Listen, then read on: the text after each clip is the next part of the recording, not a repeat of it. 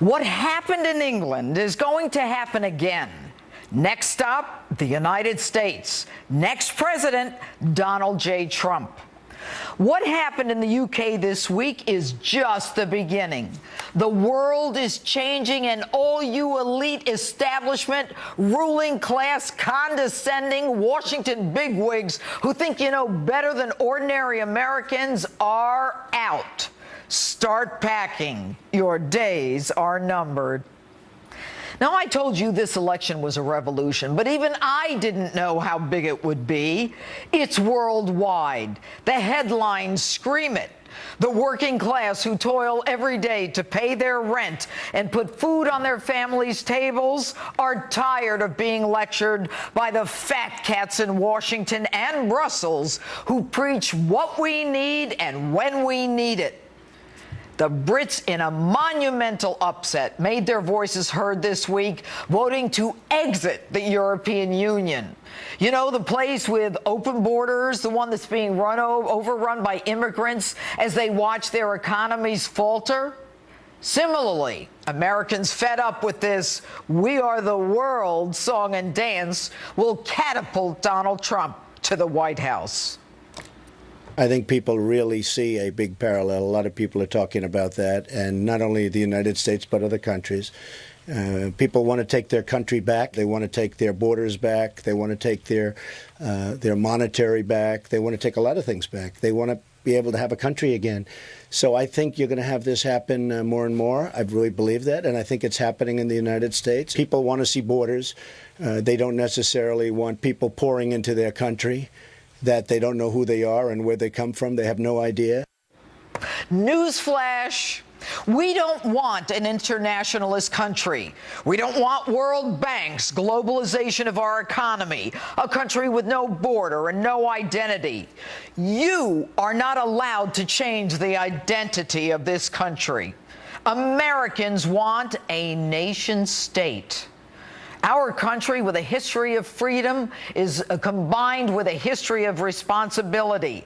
And yet our proud history, even our money, is being rewritten to accommodate a new worldview. We are so beaten down by political correctness that most of us are numb to the surrender of America. And as for those naysayers, the one who say, Donald Trump just can't win, listen up. Those naysayers in England got it all wrong, didn't they? Prime Minister Cameron got it all wrong. You know, the one who criticized Donald Trump for his temporary ban on Muslims. And now Cameron's out. Obama, too, got it all wrong, jetting to England as if he were the world's dictator, telling the Brits what's good for them. And while we're at it, Hillary Clinton got it all wrong on just about everything except her bank account. When the President of the United States, a country founded on the Judeo-Christian ethics, tells Christians at a prayer breakfast, no less, to get off their high horse after Christians get their heads cut off, not even willing to mention Islamic extremism, when the President of the United States allows hordes of immigrants whose names, let alone backgrounds, we don't even know, while ISIS proudly announces that they're infiltrating these refugees, when states are not even notified who the federal government is sending to live in their neighborhoods, flying in unknowns from Central America and the Middle East en masse, and they demand Sharia law in place of American law, then we are in the wilderness, folks. And I don't want to hear that Americans need to be more humble, that we need more humility, that my free speech needs to be tamped down so as not to offend another's religion. Nowhere does our Constitution say we cannot say something about another's religion. Nowhere does our Constitution say we cannot say anything that offends others. And by the way, where does it say I can't have a gun? Do not use our Constitution against us while you use the same Constitution to shield those who violate our laws, showering them with all the rights and benefits, but none of the responsibilities. When our president's first response to an American getting his head cut off is to show up in a golf cart and then keep on golfing, when and his attorney general's response to Americans being killed by Muslim terrorists is to stand up for Muslims, then it's time to take our country back. And don't tell me that to not take these people in is not who we are.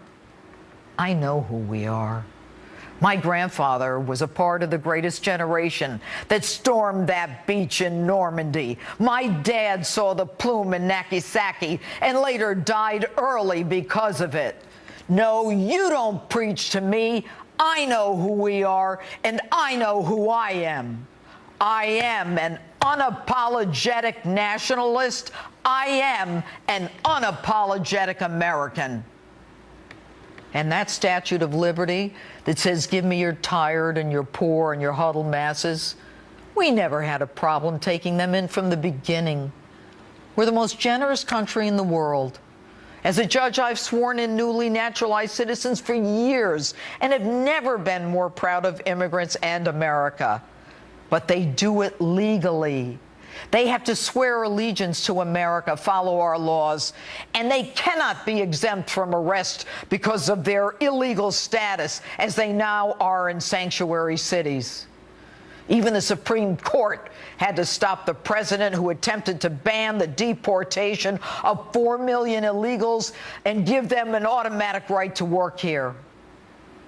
Folks, when a man running for president proudly carries with him the sword of socialism, and when a woman running for president accepts money from countries that kill gays and stone women to death for her family's so-called charity, when their holdings are invested in the Cayman Islands and her husband is middleman to some of the world's biggest deals as they feather their nest at the expense of America, it is time to take the country back.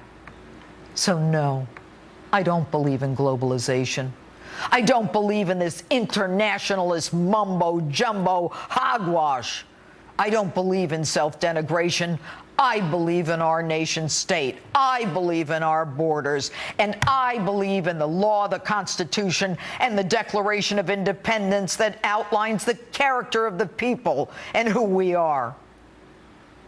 Every week, I speak to you in front of a backdrop. But it's so much more than that. It's the American flag. It represents the spilled blood and treasure of those who gave up everything for this great nation. It stands for freedom, equality, and justice. And I'm damn proud of it.